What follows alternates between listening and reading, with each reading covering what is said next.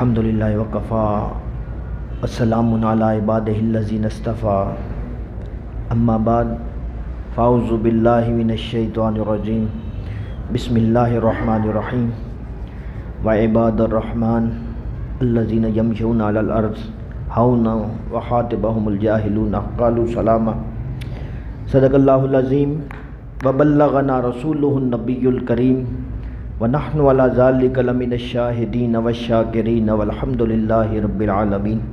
ایک دفعہ پھر محبت کے ساتھ درود پاک پڑھ لیں۔ اللہم صلی علی روح محمد فی الارواح، اللہم صلی علی جسد محمد فی الاجساد، اللہم صلی علی قبر محمد فی القبور۔ میرے محترم بھائیو دوستو، اللہ کریم نے انسان کو اس دنیا کے اندر ایک مقصد کے لیے بھیجا ہے۔ وہ مقصد اللہ جل شانہ کی یاد اور بندگی ہے۔ اب جو شخص بھی اس مقصد کے مطابق زندگی گزارے گا، یعنی اللہ جل شانہ کے احکامات اور حضور نبی کریم علیہ الصلوۃ والسلام کی سیرت اور صورت کو اپنائے گا، ایسے شخص کو اللہ کریم کامیاب فرمائیں گے۔ کامیابی جس چیز سے ملتی ہے اسے ایمان اور تقوی کہتے ہیں۔ ایمان کی ترقی تقوی سے ہے، تقوی حاصل ہوتا ہے اللہ والوں کی صحبت سے، اللہ والوں کی صحبت میں جانے سے، ان کی صحبت میں بیٹھنے سے۔ میرے دوستو، انسان کا دنیا میں آنے کا مقصد اللہ کریم کے احکامات کو پورا کرنا ہے، اللہ کریم کی عبادت ہے۔ میرے دوستو، دنیا میں رہتے ہوئے اللہ کریم کے احکامات کو پورا کرنا اور اللہ کریم نے جن احکامات سے منع فرمایا ہے ان سے رک جانا، بس یہی تقوی کہلاتا ہے۔ میرے دوستو، اللہ کریم نے قرآن پاک میں فرمایا، ایمان والوں کو، عبادت گزار بندوں کو مخاطب کیا اور فرمایا زمین پہ اکڑ کے نہ چلو۔ تکبر سے منع کیا گیا، زمین پہ اکڑ کے چلنے سے منع کیا گیا۔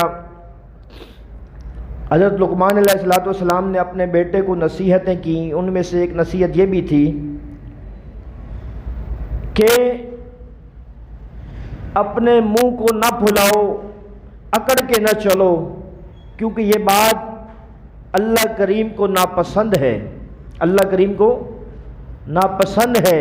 تو تکبر اللہ کریم کو کسی انسان کے اندر یہ معیوب سمجھا جاتا ہے اور یہ اللہ کریم کی چادر ہے، اور اللہ کریم فرماتے ہیں کہ جو اس میں دخل اندازی کرے گا میں اس کو جہنم میں ڈالوں گا۔ تو میرے دوستو، تکبر سے بچنا چاہیے۔ نبی کریم علیہ الصلوۃ والسلام نے ارشاد فرمایا، جس کا مفہوم ہے کہ جس شخص کے اندر رائی کے دانے کے برابر بھی تکبر ہوا وہ جہنم کے اندر جائے گا۔ تو تکبر مال کا بھی ہوتا ہے، تکبر حسن کا بھی ہوتا ہے، تکبر عبادات کا بھی ہوتا ہے، اور تکبر علم کا بھی ہوتا ہے۔ تو ہم نے ان سب سے بچنا ہے، ہم نے ان سب سے بچنا ہے۔ نبی کریم علیہ الصلوۃ والسلام کی ایک حدیث ہے، آپ علیہ الصلوۃ والسلام نے فرمایا کہ کچھ لوگ ایسے ہوں گے، کچھ لوگوں کے بارے 3 قسم کے لوگ ہیں جن کے بارے میں جناب نبی کریم علیہ الصلوۃ والسلام نے ارشاد فرمایا کہ قیامت کے دن اللہ کریم ان پہ نظر رحمت نہیں فرمائیں گے، ان سے بات بھی نہیں کریں گے، اللہ کریم ان کے گناہوں کو معاف بھی نہیں کریں گے اور ان کو جہنم میں ڈال دیں گے، جہنم میں داخل فرمائیں گے۔ تو وہ کون سے 3 افراد ہیں؟ سب سے پہلے جو آدمی بزرگ ہے، بوڑھا ہے اور وہ غلط کاموں میں مبتلا ہے، زانی ہے، ایسے آدمی کے بارے میں نبی کریم علیہ الصلوۃ والسلام نے فرمایا کہ اللہ کریم کی وہ رحمت اس کے قریب نہیں ہوگی، اور وہ جو ہے اللہ کریم اس کو جہنم میں داخل فرمائیں گے۔ اور دوسرا فرمایا کہ وہ شخص جو بادشاہ ہو اور وہ جھوٹ بولتا ہو، وہ بھی اللہ کریم کی رحمت سے، رحمت کا قیامت کے دن اس کو رحمت نہیں ملے گی۔ وہ تو بادشاہ ہے، لیکن بادشاہ ہونے کے باوجود وہ جو ہے وہ جھوٹ بولتا ہے وہ اللہ کریم کی رحمت سے دور ہے۔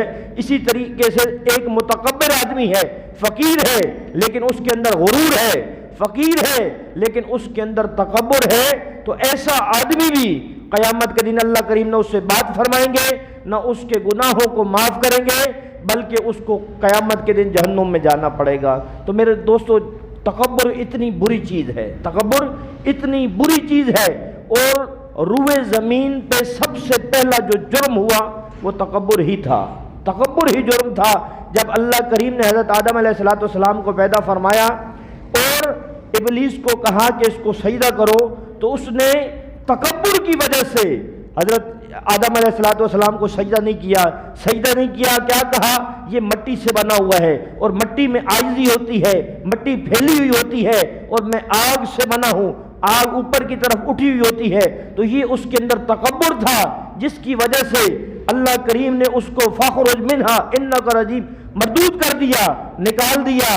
تو روئے زمین پہ سب سے پہلا جرم بھی تکبر ہے، اور سب سے پہلی سزا جو اللہ کریم نے دنیا کے اندر دی وہ ابلیس کو سزا وہ تکبر کے جرم میں دی ہے۔ تو میرے دوستو، تکبر سے ہمیں بچنا ہے، حتی الامکان ہم کوشش کریں کہ ہم تکبر سے بچیں، کیونکہ یہ اللہ کریم اور اللہ کے نبی صلی اللہ علیہ وسلم کو ناپسندیدہ عمل ہے، ناپسندیدہ عمل۔ جس نے بھی تکبر اپنے اندر تکبر کیا، تکبر کو پیدا کیا، یہ ایک روحانی بیماری ہے، تو اس کو اللہ کریم نے عبرت کا نشان بنایا، عبرت کا نشان بنایا۔ فرعون نے تکبر کیا، بادشاہت اس کے پاس تھی، بادشاہت تھی، اپنے آپ کو رب ہونے کا دعویٰ کر دیا، اپنے اندر تکبر، اور اللہ کریم نے اس کو عبرت کا نشان بنا دیا۔ عبرت آج بھی مصر کے اندر وہ عجائب گھر کے اندر اس کی لاش موجود ہے، اور اس کو اللہ کریم نے عبرت کا نشان بنایا۔ اسی طریقے سے نمرود ہے، اس نے بھی تکبر کیا، تکبر کیا، خدائی کا دعویٰ کرتا تھا، اور اللہ کے نبی نے ان کو کہا کہ ایمان کی دعوت جب دی تو کہتا ہے میں بھی لوگوں کو زندہ کر سکتا ہوں، مار سکتا ہوں۔ ایک آدمی کو اس نے بلایا، جیل سے نکالا، آزاد کر دیا، اور ایک آدمی کو بے گناہ پکڑا اور اس کو مار دیا۔ پھر حضرت ابراہیم علیہ السلام نے کہا، فرمایا کہ ہمارا رب تو وہ ہے جو سورج کو مشرق اور مغرب کا فرمایا کہ مشرق، تو وہ کہتے وہاں پہ وہ لاجواب ہو گیا، لیکن تکبر اس کے اندر موجود تھا، تکبر اس کے اندر بادشاہت کا تکبر تھا، موجود تھا، اور اس تکبر کی سزا اس کو یہ ملی کہ وہ تخت کے اوپر بیٹھا ہوا تھا، بادشاہت کے باوجود اس کو اللہ کریم نے ذلیل و رسوا کر دیا، ذلیل و رسوا کر دیا۔ تخت کے اوپر بٹھا کے اللہ کریم نے اس کو جوتے لگوائے۔ لوگ آتے تھے جو اس کو سجدہ کرنے والے تھے، وہ سجدہ کرواتا تھا، لوگ اس کو سجدہ بھی کرتے تھے، پھر جوتے سے اس کے سر کی پٹائی بھی کرتے تھے۔ تو میرے دوستو، تکبر بہت بری چیز ہے، تکبر بری چیز، تکبر سے ہمیں بچنا ہے۔ یہ تکبر کی بیماری نکلے گی کیسے؟ نکلے گی کیسے؟ ایک اللہ والے فرماتے ہیں، احنف بن قیس رحمہ اللہ فرماتے ہیں کہ یہ تکبر کی جو ہے بیماری، انسان جب اپنی تخلیق پہ غور کرے گا تو یہ بیماری انسان کے وجود سے نکل جائے گی۔ انسان اپنے تخلیق کے اوپر غور کرے گا۔ فرماتے ہیں کہ انسان کو اللہ کریم نے جو پیدا کیا ہے وہ دو شرمگاہوں سے نکل کے آیا ہے، ایک باپ کی شرمگاہ سے، ایک ماں کی شرمگاہ سے۔ تو جب وہ اپنی تخلیق پہ غور کرے گا تو اس کے اندر سے یہ بیماری ختم ہو جائے گی۔ ایک آدمی کو حضرت نے دیکھا کہ وہ زمین پہ اکڑ کے چلتا ہے، تو حضرت نے اس کو بلایا اور فرمایا کہ تم اللہ کی زمین پہ اکڑ کے چلتے ہو، اللہ کریم نے اسے منع فرمایا ہے، یہ زمین اللہ کی ہے۔ تو وہ کہتا ہے آپ مجھے جانتے نہیں ہیں، آپ مجھے جانتے نہیں ہیں۔ وہ وقت کا بادشاہ تھا یا جو بھی تھا، تو حضرت نے فرمایا کہ میں تجھے جانتا ہوں، تو کیا ہے؟ اس نے کہا میں کیا ہوں، بتائیں، آپ بتائیں میں کیا ہوں، آپ کیسے مجھے جانتے ہیں؟ اس نے کہا تیری جو تخلیق ہے وہ ایک گندا قطرہ ہے، اور تیری جو انتہا ہے، انتہا فرمایا قبر میں کیڑے، اور درمیان کا جو حصہ ہے تیرا پیٹ ہے اس کے اندر غلاظت ہے، گندگی ہے، پیپ ہے اور غلاظت ہے۔ فرمایا یہ تیری حقیقت ہے، اور حقیقت بھی یہی ہے، انسان کی حقیقت یہی ہے۔ اور جس انسان کی حقیقت یہی ہے وہ کس بات پہ گھمنڈ کرے، کس بات پہ تکبر کرے، کس بات کا غرور کرے؟ تو یہ فخر، غرور، تکبر، یہ ساری روحانی امراض ہیں۔ تو جب انسان اپنی تخلیق پہ غور کرتا ہے تو پھر یہ روحانی مرض انسان کے وجود سے ختم ہو جاتی ہے، انسان کے وجود سے ختم ہو جاتی ہے۔ تکبر ہر چیز، علم کا بھی تکبر ہے۔ بعض آدمی اچھا جو بادشاہت کا تکبر ہے وہ اتنا خطرناک نہیں ہے جتنا علم کا تکبر ہے۔ حضرت پیر ذوالفقار صاحب نے اپنی ایک کتاب میں لکھا ہے، فرماتے ہیں کہ میں 9 سال میری عمر تھی، ہمارے علاقے کے اندر 27 رمضان کی رات تھی، تو ہمارے علاقے میں ایک معروف قاری صاحب تھے، ان کو قرآن پاک بڑا یاد تھا، ان کو قرآن پاک یاد تھا۔ لوگوں نے کہا کہ حضرت آج 27 کی رات ہے، اگر آج پورا قرآن پاک ہمیں آپ نفل کے اندر جو ہے پڑھا دیں، تو حضرت نے فرمایا ٹھیک ہے۔ تو وہ کھڑے ہو گئے، پہلے رکعت میں انہوں نے 29 پارے پڑھ دیے بغیر غلطی کے، پہلی رکعت میں 29 پارے انہوں نے سنا دیے، اور دوسری رکعت میں آخری پارہ پڑھ رہے تھے، اور جب سورۃ اخلاص شروع کی تو سورۃ اخلاص میں بھول گئے، ایک دفعہ بھی، دوسری دفعہ، تیسری دفعہ، 3 دفعہ لقمہ کسی نے دیا۔ جب نماز سے فارغ ہوئے تو رونے بیٹھ گئے۔ لوگوں نے کہا حضرت کیا ہوا، آپ رو کیوں رہے ہیں؟ تو انہوں نے کہا اصل میں بات ایسے ہے کہ میرے دل میں تکبر آ گیا تھا، میرے دل میں، کہ میرے جیسا کوئی ماہر، کوئی قاری نہیں ہے جو ایسے قرآن کریم پڑھ سکے، اور مجھے قرآن کریم ایسے یاد ہے کہ میں نے 29 پارے ایک رکعت میں پڑھ لیے ہیں۔ تو اللہ کریم نے سورۃ اخلاص میں مجھے غلطی لگ گئی، اور سورۃ اخلاص میں 3، تو میرے اندر تکبر آ گیا تھا، تکبر سا آ گیا تھا، غرور سا آ گیا تھا، اس وجہ سے اللہ کریم نے مجھے سزا دی ہے۔ تو میرے دوستو، جس کے اندر تکبر ہوگا اللہ کریم کے ہاں اس کے پاس سزا ہے، اور سزا کون سی ہے؟ جہنم میں بھی سخت سے سخت قسم کی اللہ کریم نے متکبرین کے لیے سزا مقرر کی ہے۔ تو یہ ایک روحانی مرض ہے، اس روحانی مرض کا ہمیں علاج کروانا چاہیے، اللہ والوں کی صحبت میں جانا چاہیے، ان کی صحبت میں جا کے جو ہے ہم اس کا علاج کروائیں، اور اپنی تخلیق پہ غور کریں کہ اللہ کریم نے ہمیں کیسے پیدا کیا ہے، اور اسی طریقے سے ہم اپنی سابقہ زندگی کے اوپر غور کریں۔ جیسا کہ ایک آدمی ہے، پہلے زمانے میں وہ فقیر تھا، اللہ کریم نے مال دے دیا، غریب تھا، مال دے دیا، مالدار بنا دیا، تو وہ اپنے اوپر غور کرے۔ وہ ایاز تھا، محمود غزنوی کے دربار میں ایک خادم تھا، غلام تھا، تو اس کے جو وزیر تھے محمود غزنوی کے، وہ اس سے بہت زیادہ حسد کرتے تھے۔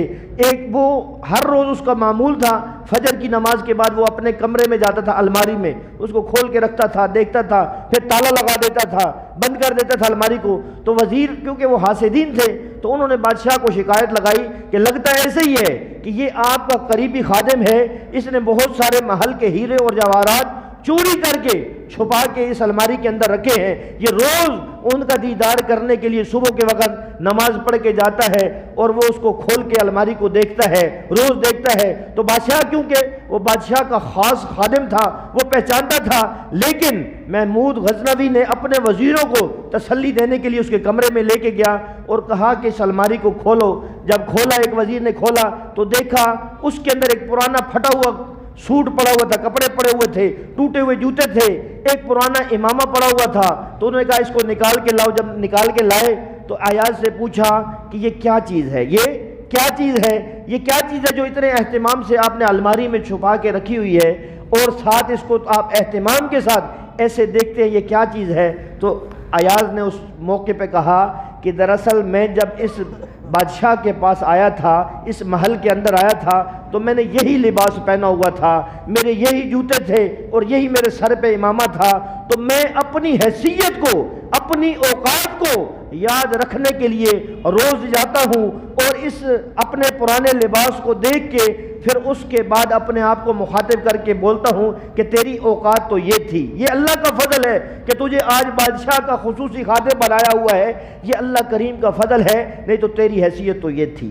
تو میرے دوستو، اس طریقے سے اگر ہم کریں گے، اپنی حیثیت، اپنی اوقات اور اپنی جو اللہ کریم نے انسان کی تخلیق کی ہے، اس کے اوپر جب غور کریں گے تو میرے دوستو یہ روحانی مرض ختم ہو جائے گی، روحانی مرض ختم ہو جائے گی۔ اور دوسرا طریقہ یہ ہے کہ ہم اللہ کریم کا ذکر کثیر کریں گے، ذکر کثیر سے بھی روحانی امراض کا علاج ہو جاتا ہے۔ تو یہ جو روح کی امراض جتنی بھی امراض ہیں روح کی، وہ ساری آہستہ آہستہ کر کے، ایک ایک کر کے اللہ کریم کے ذکر کی برکت سے، اللہ کریم کی یاد کی برکت سے یہ ہماری روح سے نکل جائیں گی۔ جب ہماری روح سے یہ بیماریاں نکل جائیں گی، ہماری روح جو ہے صحت مند اور تندرست ہو جائے گی۔ اللہ کریم کہنے سننے سے زیادہ عمل والا بنائے، ملک ریت سب کی حفاظت فرما کے درجات والے راستے پہ چلائے۔ الحمدللہ رب العالمین الرحمن الرحیم مالک یوم الدین سبحان اللہ والحمد للہ، سبحان اللہ والحمد للہ، آمین۔ الحمد للہ رب العالمین والعاقبۃ المتقین والصلاۃ والسلام علی اشرف الانبیاء والمرسلین۔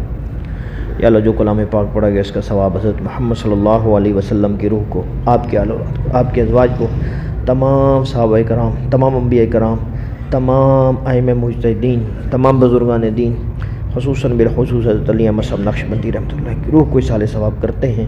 یا اللہ ہدیتاً تحفتاً اس سے اپنے بارگاہ عالیہ میں قبول و منظور فرما۔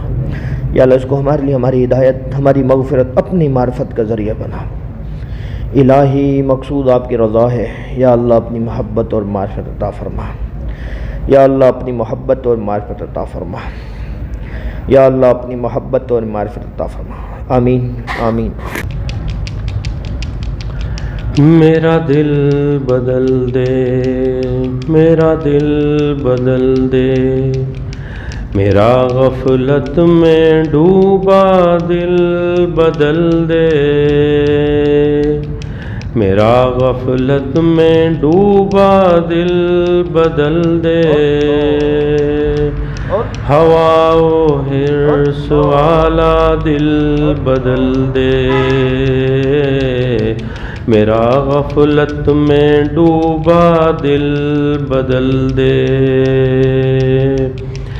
گناہ گاری میں کب تک عمر کاٹوں، گناہ گاری میں کب تک عمر کاٹوں، بدل دے میرا رستہ دل بدل دے، سنوں میں نام تیرا دھڑکنوں میں، سنوں میں نام تیرا دھڑکنوں میں، مزہ آ جائے مولا دل بدل دے، میرا غفلت میں ڈوبا دل بدل دے، ہٹا لوں آنکھ اپنی ماں سوا سے، ہٹا لوں آنکھ اپنی ماں سوا سے، جیوں میں تیری خاطر دل بدل دے، میرا غفلت میں ڈوبا دل بدل دے، کروں قربان اپنی ساری خوشیاں، کروں قربان اپنی ساری خوشیاں، تو اپنا غم عطا کر دل بدل دے، سہل فرما مسلسل یاد اپنی، سہل فرما مسلسل یاد اپنی، خدایا رحم فرما دل بدل دے، پڑا ہوں تیرے در پہ دل شکستہ، پڑا ہوں تیرے در پہ دل شکستہ، رہوں کیوں دل شکستہ دل بدل دے، میرا غفلت میں ڈوبا دل بدل دے، تیرا ہو جاؤں اتنی آرزو ہے، تیرا ہو جاؤں اتنی آرزو ہے، بس اتنی ہے تمنا دل بدل دے، میرا غفلت میں ڈوبا دل بدل دے، میری فریاد سن لے میرے اللہ، میری فریاد سن لے میرے اللہ، بنا لے اپنا بندہ دل بدل دے، میرا غفلت میں ڈوبا دل بدل دے، گناہوں پہ میں نے جو دن تھے گزارے، پشیماں میں ان پہ جو لمحے تھے سارے، گناہوں پہ میں نے جو دن تھے گزارے، پشیماں میں ان پہ جو لمحے تھے سارے۔ وہ شہرت، وہ طاقت، وہ دنیا کی دولت، وہ چھٹتے گئے مجھ سے سارے سہارے۔ وہ شہرت، وہ طاقت، وہ دنیا کی دولت، وہ چھٹتے گئے مجھ سے سارے سہارے۔ میری میں نے مجھ کو مسلسل گرایا، سمجھ میں نہ پایا وہ تیرے اشارے۔ میری میں نے مجھ کو مسلسل گرایا، سمجھ میں نہ پایا وہ تیرے اشارے۔ پھنسا ہوں گناہوں کی دلدل میں سے، گناہ مجھ سے چھٹتے نہیں ہیں یہ سارے۔ پھنسا ہوں گناہوں کی دلدل میں سے، گناہ مجھ سے چھٹتے نہیں ہیں یہ سارے۔ میں ظلمت میں ڈوبا رہا ہوں مسلسل، خدایا بچا لے لگا دے کنارے۔ میں ظلمت میں ڈوبا رہا ہوں مسلسل، خدایا بچا لے لگا دے کنارے۔ میرا نفس میرا ہے دشمن الہی، گناہوں پہ مجھ کو یہ پل پل ابارے۔ میرا نفس میرا ہے دشمن الہی، گناہوں پہ مجھ کو یہ پل پل ابارے۔ میرا زور شیطان پہ چلتا کہاں ہے، مسلسل خدایا یہ بندہ ہی ہارے۔ میرا زور شیطان پہ چلتا کہاں ہے، مسلسل خدایا یہ بندہ ہی ہارے۔ میں دنیا کے رنگوں میں یوں کھو گیا ہوں، بڑے مجھ کو لگتے ہیں منظر یہ پیارے۔ یہ ظہور بے بس پڑا تیرے در پہ، مدد کو تجھے ہی یہ بندہ پکارے۔ گناہوں پہ میں نے جو دن تھے گزارے، پشیماں میں ان پہ جو لمحے تھے سارے۔